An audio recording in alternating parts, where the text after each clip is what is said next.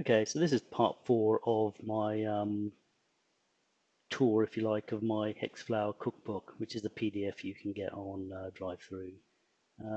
If you've been watching the last three episodes, this is old news to you, but if you, for some reason you've come in the middle, then it might not make much sense. So I'll probably have a playlist on YouTube so you can watch it. So in the last episode, we talked about an infinite game where you might have something like weather like this, and how you can use the hex flower um, events in the hex like this in combination with a rule set, which is the navigation hex, to essentially generate 7 different days of weather, which in this case would kind of start sunny-ish and end up in wet weather in a kind of more or less logical kind of sequence of events, which wouldn't be quite so jarring in a normal random table where you could just go from thunderstorm to scorchio to you could end up with sort of much more weird things. So when writing this, I found it a bit difficult to really write it in a way that was clear because there's quite a lot going on. So kind of introduce some secondary concepts as I go on. So some of the things that I introduce into these hex flowers, and I'm not claiming to be uh, the sole authority on this, but these are just things I've learned. Is that I've kind of introduced some secondary structures into the hex flower to give it kind of make it more kind of interesting. And one of them is to normally the most extreme events are right at the top here. So sometimes what I'll do is normally put a collar, if you like, around that extreme event, which telegraphs it. So if this were a terrain hex flower, these would all be, say, hills, which are kind of telegraphing the mountains might be nearby. If it were, something else, weather, this might be sort of more extreme weather, and then you might have here the, you know, tsunami kind of event. The other thing I found quite useful is to introduce this idea of these lobes, if you like, here and here, where I can theme them. So in my terrain hex flower, for example, well, all right, in this weather one, you can see sunny weather's on this lobe and wet weather's on this lobe.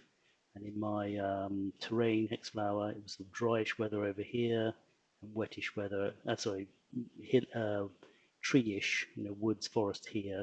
Here you go, here's my collar I was talking about of hills before we get to mountains. So that's, I found quite a neat way of, it helps me structure it in my mind. And then bottom bottom and middle hexes of the hex flower are good starting points because often you're trying to get to the top. So if you start in the middle, you're a bit close. If you start at the bottom, you're a bit further away. But it might sound counterintuitive, but actually sometimes it's harder to get from the middle to the top than it is from the bottom because you have these edge rules that can bring you up faster. Because if you need to roll 2 12s to go from here to here, that's quite tricky. But if you rolled, say, I don't know, well, why am I trying to make this up on the fly? If you basically came off here using a diagonal to come here and then off there and then down here using edge rules, you could jump there in some ways slightly quicker. So yeah, so overall I found that using these sort of secondary structures not only I think introduce kind of a flavor, if you like, of what your hex flower is trying to do, um, it also means that it can structure in mind. And I think actually when you design a hex flow, it's very important to think about what you're trying to achieve, because normally there's a goal. Are you trying to get to the top, or is it meant to be a terrain generator? So therefore, you'd have um, the least probable terrain at the top and the most probable terrain at the bottom using a standard navigation engine.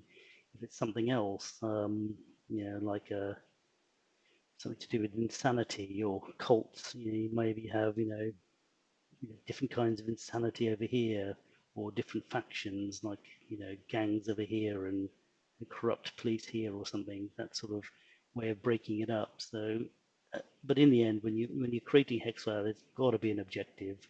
So here, there's the weather, more extreme weather over here, dry weather, wet weather, and sort of all surround weather. Um, Terrain, similarly, the gender is having more usual weather at the bottom, etc., etc., etc.